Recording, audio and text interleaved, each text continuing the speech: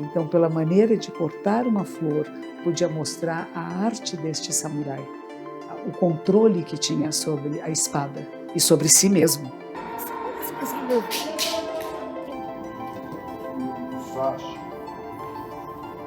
Siddhartha Gautama, que vai ser Shakyamuni Buda, era filho do rei e foi treinado nas artes marciais da Índia da época.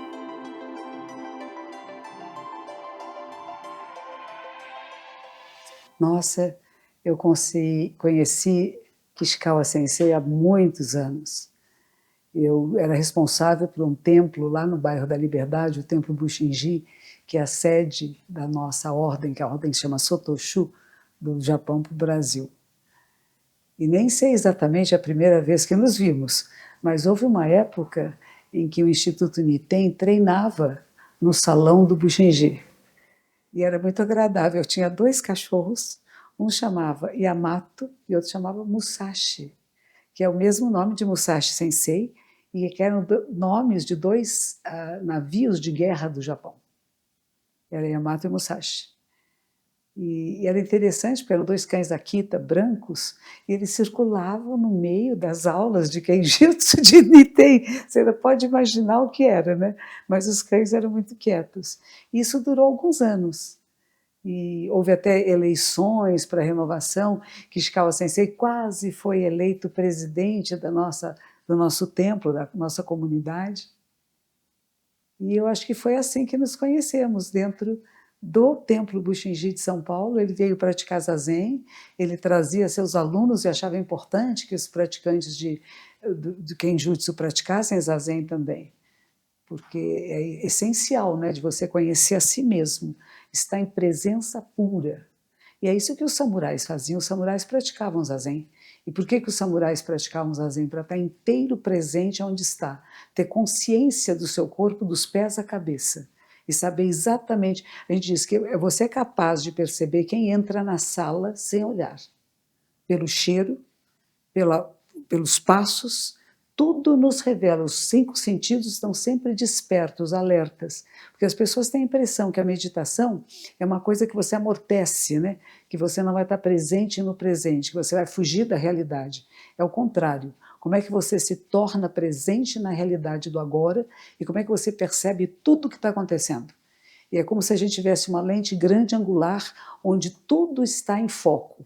Não está em foco só a pessoa à minha frente, mas você está num foco principal, mas tem todos os outros e tudo que tem nesta sala tem que estar em foco para mim. Tanto que Musashi Sensei, que foi um grande samurai, uma vez ele foi atacado, acho que era por 24 outros samurais, e ele venceu a todos. E perguntaram a ele, como que você fez? Ele disse, um por um. Quer dizer, como é que você está absolutamente presente, você está lutando com um aqui, e outro atrás, e outro daqui, outro... Ele saiu muito ferido, mas ele venceu, não morreu.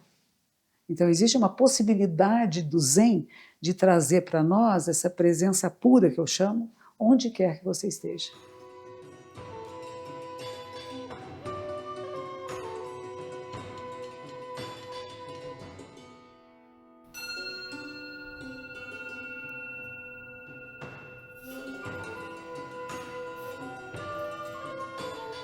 E hoje é um dia especial, porque você apresenta com a Sensei também fazendo junto.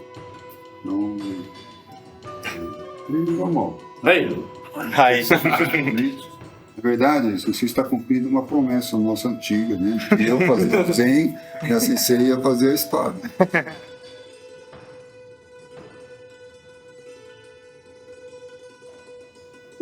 Às vezes as pessoas pensam que as coisas que vêm do Oriente são muito diferentes das do Ocidente. Somos seres humanos antes de tudo e temos 2 lóbulos cerebrais, oriental e ocidental, que são nossa mente e o nosso cérebro. E a gente faz a comunhão entre os 2. E trabalhar os 2 lóbulos mentais, cerebrais, é muito importante para qualquer ser humano em qualquer parte do mundo. Eu acho que talvez o que a gente faz é traduzir expressões japonesas para o português. E a gente procura traduzir de forma que as pessoas entendam, porque não adianta você falar em japonês com alguém. Eu não posso dar os preceitos budistas numa vida, uma maneira de a pessoa se comprometer a ser um estudante do caminho de Buda, se não entender o que eu estou falando. Eu posso falar tudo em japonês e a pessoa... Yoku tamotsu yainaya, eu pergunto, e a pessoa tem que responder Yoku tamotsu.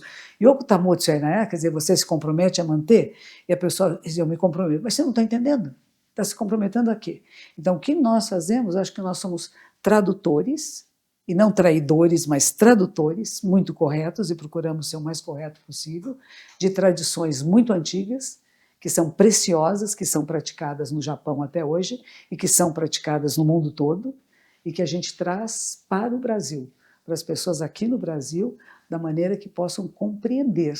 Mas a gente não muda a tradição, a gente não macula a tradição.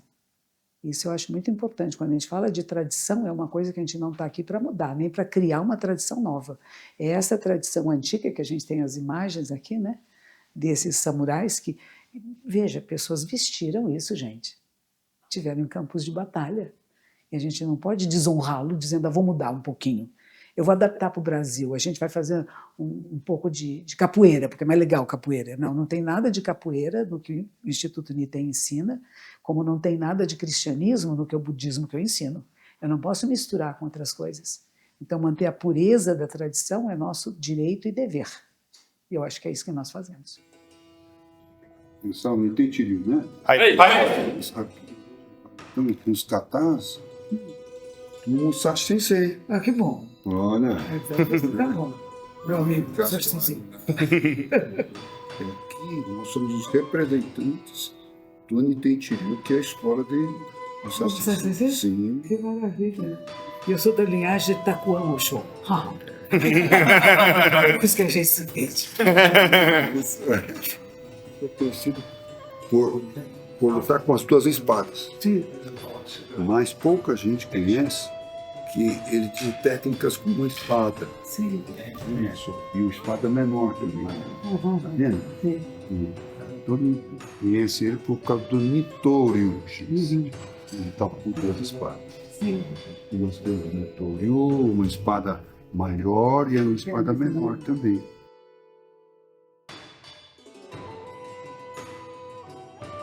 Tem uma história que eu gosto muito. Diz que um dia tinha um samurai, estava recostado numa árvore descansando, e passa um monge. E o samurai vira-se para ele e diz assim, monge, eu não acredito nessa história de céu e inferno que você fala. E ele diz, claro que não.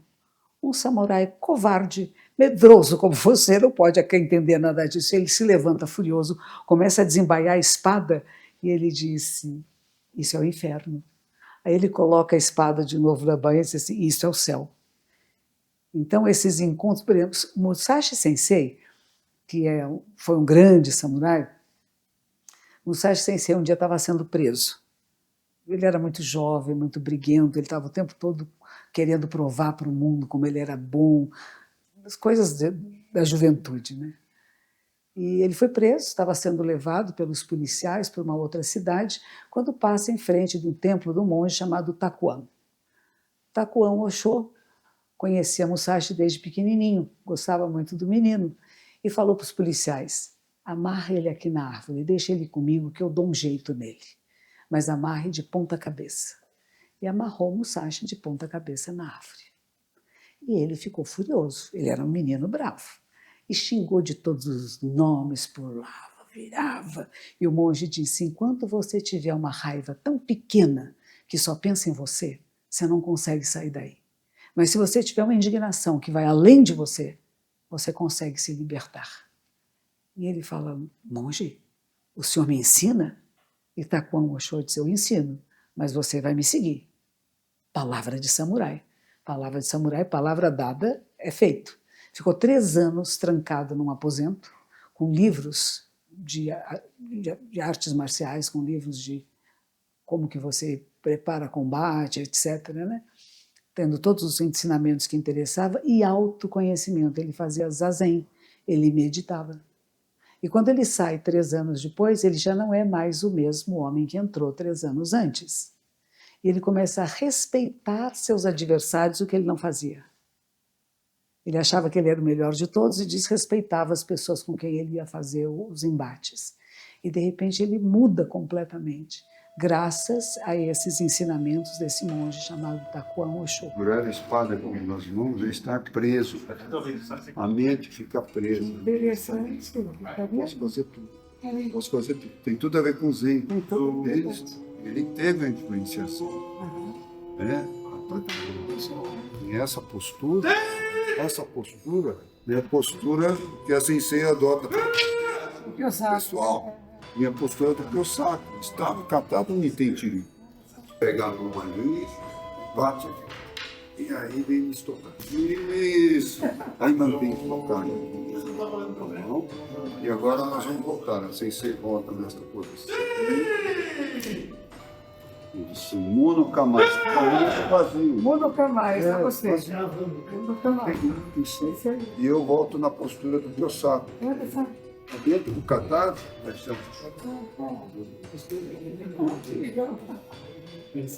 a espada é menor, pouca gente conhece.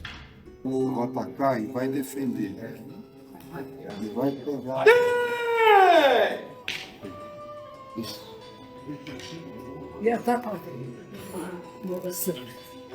Se foi a cabeça. Doido assim, você já vai pegando e defendendo aí. Isso. Isso. Olha assim. Aprende rápido. Caçar o universo. Tudo com o universo. Todas as... É a primeira missão, né? Está em todos os caminhos, a primeira missão é a fundamental, né? Ser livre, sem uma intenção. Não fala intenção, é intenção.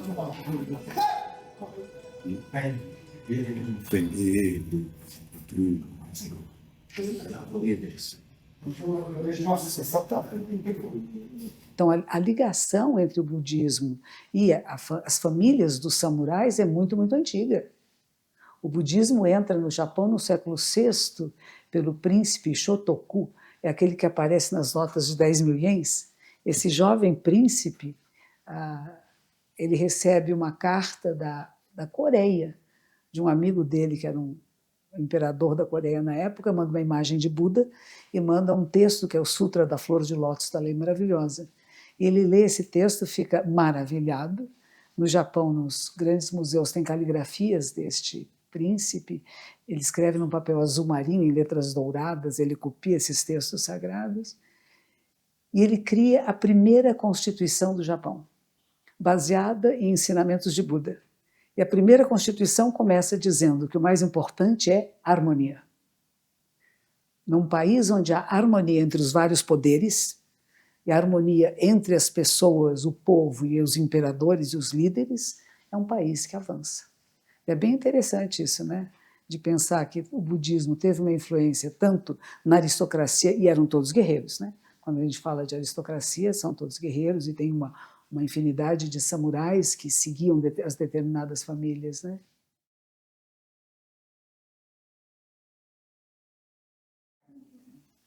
E a palavra caminho, do, ela na verdade significa a verdade, a realidade assim como ela é. Então a gente tem o caminho das flores, da Ikebana, tem o caminho da caligrafia, tem o caminho do Zen e tem o caminho das artes marciais. Então todas elas têm essa palavra caminho junto. Significa que você está compreendendo isso em profundidade. Não é só vou dar uma espiadinha, deixa eu ver como é que é isso, né? Muitos de nós temos curiosidade sobre coisas orientais, né? Deixa eu espiar como é que é o Zen, deixa eu ver como é que é o Instituto Niten, como é que a gente pratica, né? Essa espiadela ainda não é o caminho. Mas através dessa espiadela você pode adentrar o caminho. Quando o mestre Dogen volta da China, ele ficou alguns anos na China. E quando volta da China, pergunta a ele, o que você trouxe? Ele disse, eu vim de mãos vazias. E o que você aprendeu? Que os olhos estão na horizontal e o nariz na vertical. Eu aprendi que eu sei quem eu sou. E eu acho que este é o caminho também das pessoas que adentram o caminho, quer seja da literatura, da caligrafia, das flores, das artes marciais. Chegar nesse lugar chamado caminho significa que houve um grande aprofundamento da prática, da técnica não, só da técnica, mas de alguma coisa que a gente vai chamar de cocorô, de espírito, de essência, onde você acessou a esse lugar. Não é só um curioso do assunto, mas é um mestre do assunto, é aquele que adentrou o caminho. Então a gente insiste com as pessoas que é possível, eu como budista, eu digo é possível você adentrar o caminho de Buda, tornar-se o caminho de Buda. Não é uma coisa chamada caminho de Buda que está ali que eu vou lá, ele está onde você está. E é o que a minha superiora dizia, né? O templo, o mosteiro é onde você está, não é só a edificação. A edificação facilita a prática, mas onde você está é o mosteiro, onde seus pés estão é o caminho. Não é que o caminho vai começar lá quando eu aprender um pouco mais. O primeiro passo que você... Ali a gente até fala, né? Se o seu primeiro passo for errado, você vai cair. Por isso que cada passo é importante. E cada passo é o caminho. Não é que ele vira o caminho, ele é o caminho. Quando é feito de todo o coração.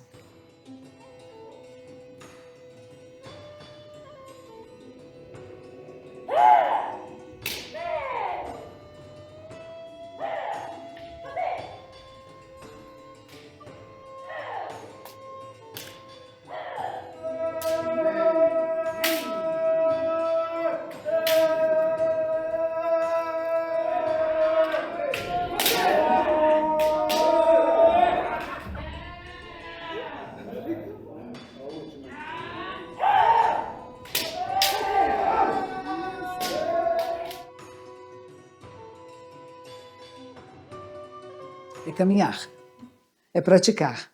A gente tem que escolher uma das artes, um dos caminhos e dedicar-se. E a constância que faz isso, né? A gente tem em português essa expressão, o hábito faz o monge e o hábito não faz o monge. Então eu apenas vestir a roupinha de monge sem nunca ter feito nenhum treinamento monástico é falso na hora que me olha, né? Porque até a maneira de andar e tudo a gente vê que não é verdadeiro, né? Então não é a roupa que faz o monge, mas é o hábito da prática constante. Então aquilo que nós praticamos com constância é aquilo que nós nos tornamos. Então a gente se torna o caminho praticando o caminho. E praticando o que dentro da minha tradição pratica como Buda. Reconhece que você é um Buda vivo, mas é alguma coisa que ninguém nunca diz eu sou Buda. A gente fala, se você falar que é Buda, vamos limpar sua linguinha com sabão. Mas você perceber que Buda significa aquele que acordou, que despertou, que vê a realidade assim como ela é. Então, estar presente na realidade assim como ela é o caminho de Buda. E por que isso é importante para um samurai? Por que isso é importante para um guerreiro? Imagina um guerreiro, que eu falei como aquele senhor do filme, que é um aristocrata medroso que fica vendo fantasma. Esse não serve para nada. Mas é aquele que vê a realidade como ela é e vê até os seus medos, e reconhece os seus medos e não vai para trás.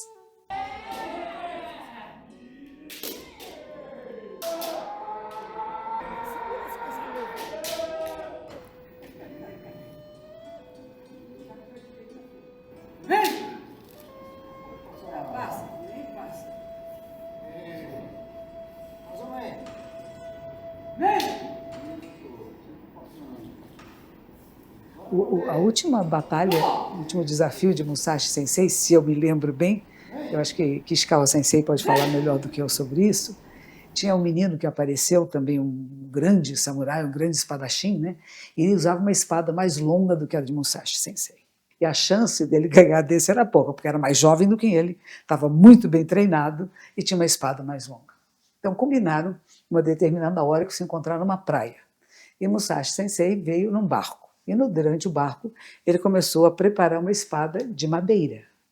Então ele vai preparando essa espada de madeira no barco e chega propositalmente um pouco atrasado.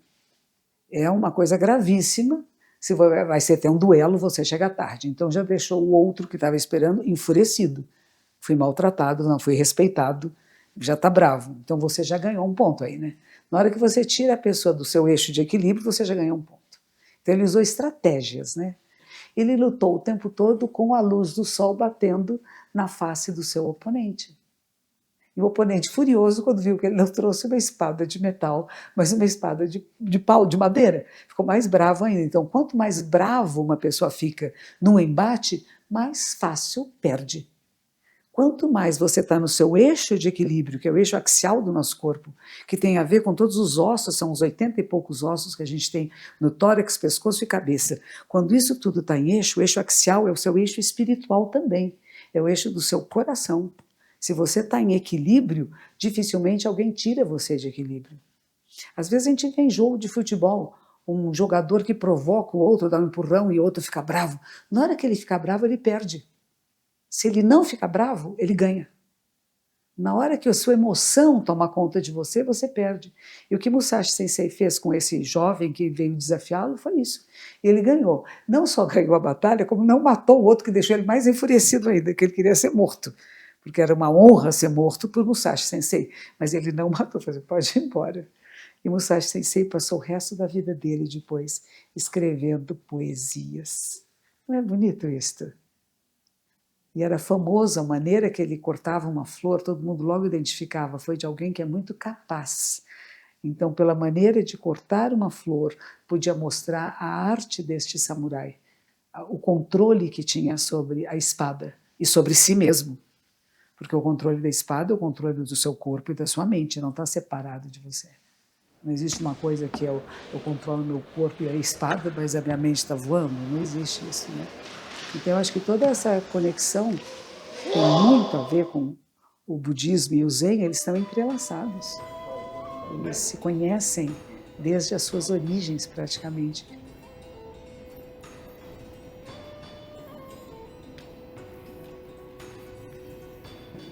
Mas é muito interessante pensar essa relação que existe entre as artes marciais, e principalmente a arte da espada, e o Zen budismo, porque é uma arte de presença, de estar inteiro onde você está e não ser enganado por ninguém. Havia um monge chamado Suigan, que dizia que quando ele acordava de manhã, ele dizia assim, Suigan, ele fala para ele o seguinte, Hai, você está aí? Hai, então não seja enganado por ninguém, Hai! E é isto, porque a nossa mente pode nos enganar. A nossa mente pode criar fantasmas onde não existem. E a ideia do samurai, do guerreiro, é estar presente inteiro e não ser enganado por nada, nem pela sua própria mente.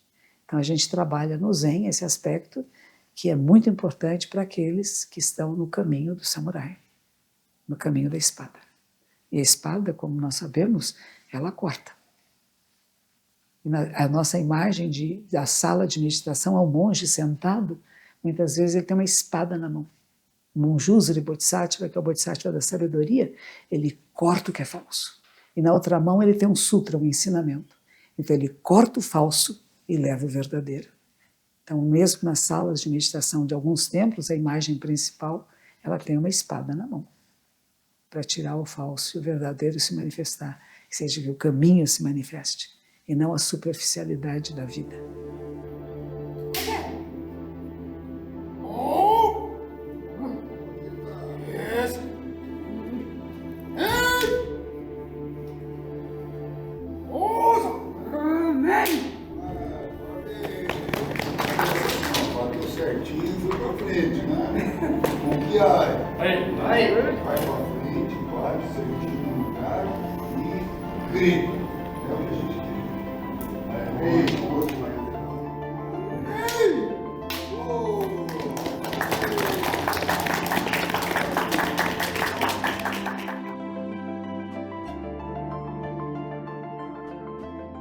Se a gente pensar no Buda histórico que viveu na Índia 2.600 anos atrás, ele era filho de nobres, e os nobres eram guerreiros.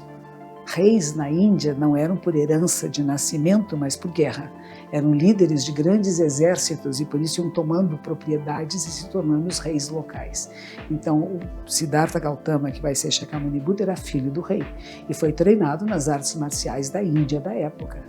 Só que depois ele abandona essas artes marciais e vai se tornar um peregrino e vai se tornar um monge, que era uma coisa que o pai tinha muito medo que fosse, o pai queria que ele fosse um político, que fosse um rei, e ele vai para a espiritualidade completamente devotado a essa espiritualidade, né? Mas desde o começo, assim, se a gente pensar em Bodhidharma, Bodhidharma, que é outro personagem importante do Zen budismo, é considerado o fundador do Zen na China. Ele também era filho de nobres, também era um guerreiro. Ele leva o Monte Shaolin, que a gente fala tanto as artes marciais do Monte Shaolin. Ele foi um dos que introduziu grande parte dessas artes marciais, levou o chá. E ele fazia exercícios de artes marciais entre os períodos de meditação. Então ele meditava, e meditava às vezes por muitas horas, e as perninhas da gente ficam machucadas e doloridas, e depois disso, então, ele fazia exercícios de energização, que eram exercícios de artes marciais. Então é considerado o pai das artes marciais na China, que depois vai para o Japão, e também da cerimônia do chá, porque era muito importante que a pessoa esteja alerta, desperta. A palavra Buda significa aquele que acordou, que despertou. Então, a minha proposta de vida é como fazer com que o maior número de pessoas acorde e desperte para a beleza que é a vida. E para estar presente, completamente presente onde está. E aí nós temos essa conexão que Ishikawa Sensei e eu, assim penso eu, que nós estamos, a nossa proposta é fazer com que as pessoas que cheguem até nós acordem, estejam inteiros onde estão, com saúde física, mental, social e espiritual, que é o que hoje a Unesco fala, né? A saúde não é só física, é física, mental, social e espiritual. Então, se esses elementos estiverem juntos, nós temos um estado de saúde, de bem-estar, que beneficia não só a si, mas a toda a sociedade. A gente transforma pessoas que poderiam estar cometendo crime, se drogando, fazendo bobagem por aí, em atletas conscientes, é um outro tipo de atleta, é um outro tipo de exercício, né? É um exercício que tem a ver muito com exercícios espirituais. Estão conectados, não estão separados.